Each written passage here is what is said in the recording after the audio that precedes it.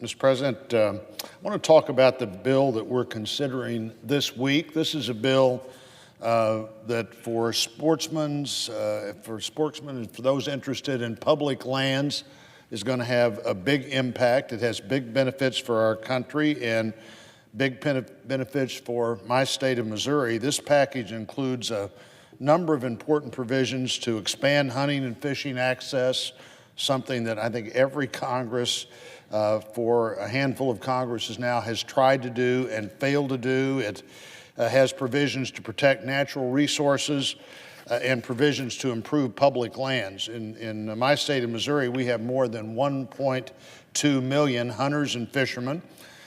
They spend about $1.67 billion annually and support almost 30,000 jobs in our state. For the first time, this bill makes it clear in statute that all Bureau of Public Land Management and National Forest System lands will be open to hunting, to recreational shooting, and fishing unless they're explicitly closed, which they can be, but they have to be explicitly closed for safety reasons or other justified reasons that are established not just by the Bureau of Land Management or by the National Forest System, but through a public process. In other words, they're going to be open unless they're closed, instead of the current situation of being closed unless they're open. This creates an opportunity for people who want to use public lands for those purposes to be able to do so unless those responsible for managing those lands can make a real case that they shouldn't be able to do so. This bill includes important provisions that will improve the visitor experiences in 2 of our Missouri National Park units.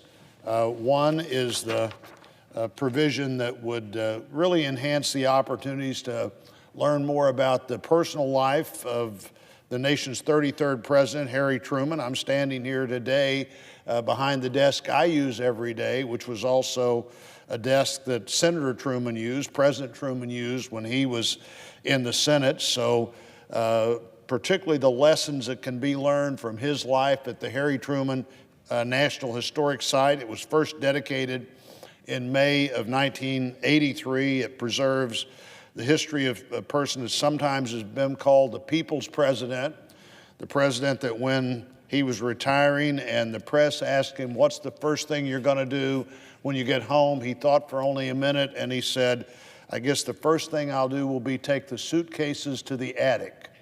A guy who had not lost in 7.5 years of being president, had not lost the sense of the kinds of common sense things that real people deal with. But his story is really well told at his family home in Independence. It's a site that includes not only the home that he and his wife Bess shared through their entire marriage from 1919 until his death in 1972, but also some adjacent family properties and some nearby properties of Truman's farm home, the home he grew up in Grandview, Missouri. This is a bill that just, in many cases, does really simple things. This case, it just takes some money, frankly, that the city of Independence wants to give the federal government, and the federal government has the money to build a new visitor center on, and the Park Service would like to build it on this piece of land, but before they can do that, we have to accept the piece of land. That is something that will happen in this bill when we pass it. There's another provision that would enhance the visitor access to St. Genevieve, the newest, at least the newest historic park in Missouri, if not one, it's certainly one of the newest in the country. This is something we did last year, transitioning some property to the national park system from the state park system. St. Genevieve on the banks of the Mississippi River was established in the 1750s by French settlers who were attracted to the area because of the water access to the rich soil, to the ability to make a living there. In fact, the historic park encompasses what was called the Common Field in the Mississippi River Valley, where citizens would own or be allocated a plot in that field and would farm in that plot, not part of the settlement community itself, but in the river bottom, which meant that for flood reasons, you wouldn't want to build a house there, but you could grow some of the most incredible crops that could be grown then or now. In fact, the common field in St. Genevieve is recognized as the oldest continuously farmed piece of land west of the Mississippi River.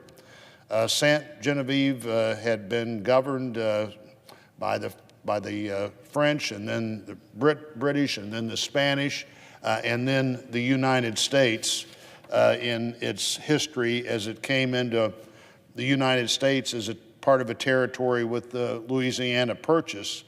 The imprint of each of those countries is still in evidence in that community today. That's partly thanks to the state of Missouri. It's thanks to dedicated historic preservation groups, including the National Society of the Colonial Dames of America, the Foundation for Restoration of St. Genevieve, Los Ames, and the St. Genevieve Chamber of Commerce have all worked hard to recognize the unique architecture they have there, some of which dates back to the late 18th century, more dates back to the years right after the turn of the 19th century in the very early 1800s.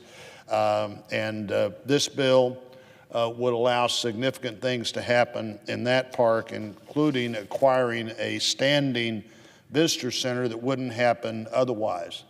The bill also, Mr. President, permanently reauthorizes the Land and Water Conservation Fund. Many of those hunters and fishermen that I mentioned earlier are appropriately big advocates of this Land and Water Conservation Fund that allows property to be available to him and to be preserved through this fund in a status that doesn't allow it to be developed, but still available to hunters, fishermen, bird watchers, outdoor enthusiasts. That fund is largely funded from the federal receipts from the offshore oil and gas leases. In 2018, $487 million was appropriated by the Congress to continue to maintain and enhance that fund. It supports federal and state land acquisition, it supports planning grants, it supports outdoor recreational programs. That's been a program that for a long time now, the federal government has periodically extended. This is the first time that it would be permanently authorized. This bill reauthorizes the Partners in Fish and Wildlife. It reauthorizes the National Geological Mapping Program, the Public Lands Land Corps Program, and it authorizes for the first time the Invasive Species Program at the Corps, the wildlife response activities as it involves drones are described here and defined in a new and better way. It also requires the Fish and Wildlife Service to declare the attorney fee payments they make, and maybe even more importantly, to declare publicly the awards they make to individuals and groups who have filed a civil case and are doing that under the Endangered Species Act. A lot of determinations have been made there that the public was not aware of, and frankly, in my view, would not have been made if they would have had to stand the case of public scrutiny that they now have to stand under this law. I want to congratulate Senator Murkowski and Senator Cantwell for bringing this bill to the floor, and look forward as we work hard now to do what's necessary to pass it here, send it back to the House, get it on the President's desk, and do these things that in so many cases have been years now in the making, as this bill brings together about 100 separate pieces of legislation, each of which will make an important difference, no matter how small they are, in the community or the area that they will impact. And with that, Mr. President, I would note the absence of a quorum.